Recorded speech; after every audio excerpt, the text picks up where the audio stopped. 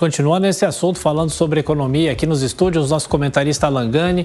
Alan, bem-vindo sempre. A gente discutiu, inclusive, essa questão do Banco Central já aqui no Jornal da Manhã. Você colocar um homem de confiança como número 2 do Banco Central, já avisando, inclusive, a sucessão no ano que vem, né? A sucessão de Roberto Campos Neto. De que forma isso interfere no mercado, essa troca de comando, essa mudança que o governo faz agora? Bem-vindo. Bom dia, Tiago. Bom dia a toda a nossa audiência. A escolha do Gabriel Galípolo está longe de ser alguém radical. Ele é um técnico com passagens importantes pelo mercado financeiro. Inclusive, ele foi presidente de banco.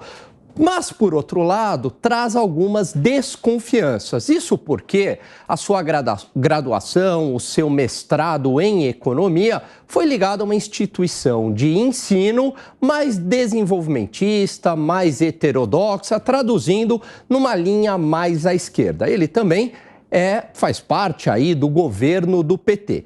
Ele também é adepto da moderna teoria monetária, né? O que ela diz, essa moderna teoria monetária? De expansão monetária, né? De imprimir dinheiro e baixar a taxa de juros e, por outro lado, o governo aumentar os impostos. Então, isso diz bastante sobre ele. É alguém, talvez, com uma visão mais simpática a redução de taxas de juros a despeito de uma inflação elevada. Isso causou aí uma desconfiança no mercado, por isso que o dólar ontem acabou subindo. E também sinaliza que as próximas escolhas provavelmente serão nessa linha, principalmente aí do presidente do Banco Central. Agora, não depende só dele, Tiago, e também não depende só do presidente do Banco Central. Por quê?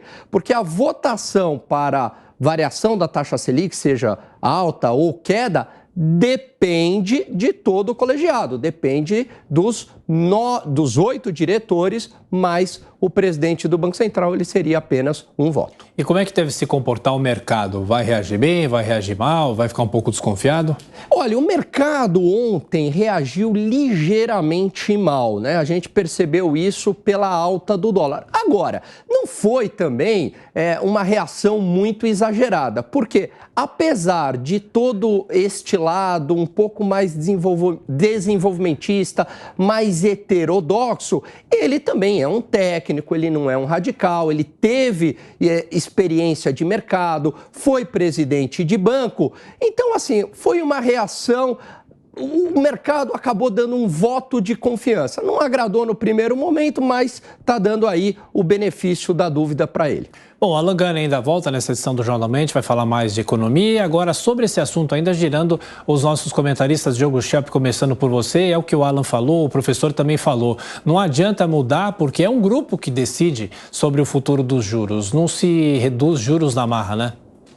Exatamente. E se a gente avaliar, Tiago, nas últimas decisões do Copom, por exemplo, em relação à manutenção da taxa básica de juros, a votação foi unânime, né? Dos 9 votos, todos foram no mesmo sentido.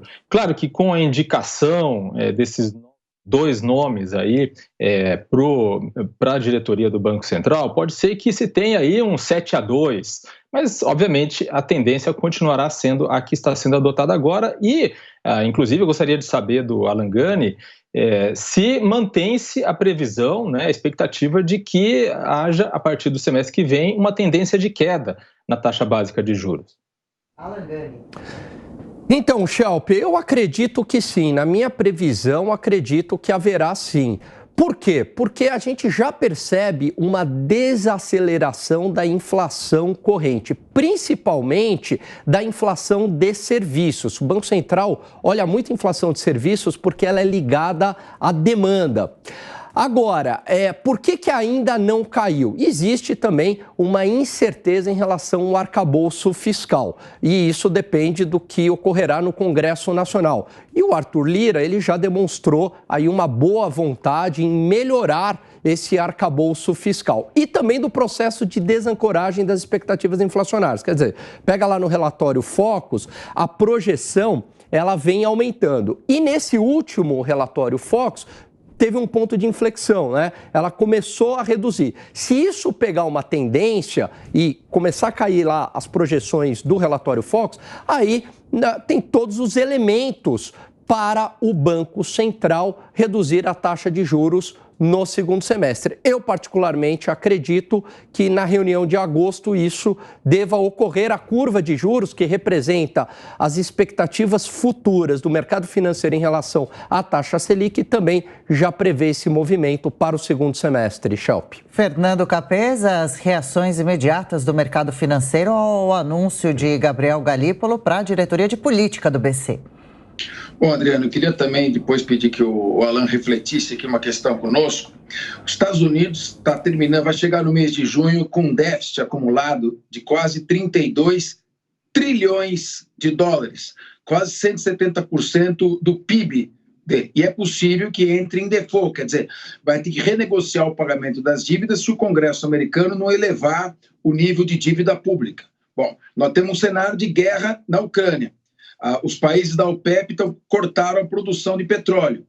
E nós vamos ter, a partir de 2024, final de 2024, 2025, um Banco Central mais alinhado com a política econômica do novo governo, que é uma política que não se preocupa com a inflação, de mais gastos públicos, de mais, eu diria, falta de controle desses gastos. Como é que a gente vê um cenário, principalmente com o presidente Lula querendo falar em reverter privatizações? Como é que o mercado pode esperar, e principalmente de um novo presidente do Banco Central que acredita na emissão de papel moeda, que desvaloriza a nossa moeda e gera inflação? Todo esse cenário internacional de instabilidade política e jurídica pode provocar que tipo de impacto na economia, Alain?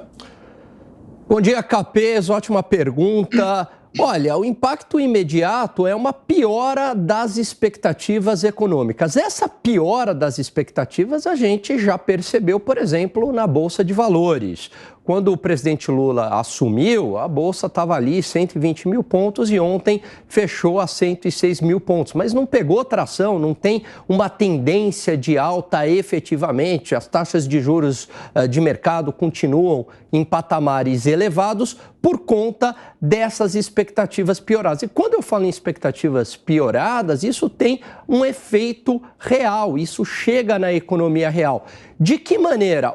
Se o ambiente é desfavorável, de mais aversão a risco, significa que os empresários tiram o pé do acelerador, não vão realizar investimentos e, eventualmente, também podem demitir. As taxas de juros acabam se elevando porque aumenta o prêmio de risco, porque todo mundo acredita que vai ter mais inflação. A inflação também acaba se concretizando. Se todo mundo acredita em mais inflação, todo mundo se antecipa e acaba elevando os preços. Então, tudo isso gera um ambiente de piora macroeconômica. E quando a gente fala nessa piora macroeconômica, isso tem efeitos reais para a população, como aumento do desemprego e elevação da inflação, que reduz o poder de compra. O Alan Gani já volta para a gente falar mais de economia aqui no Jornal da Manhã.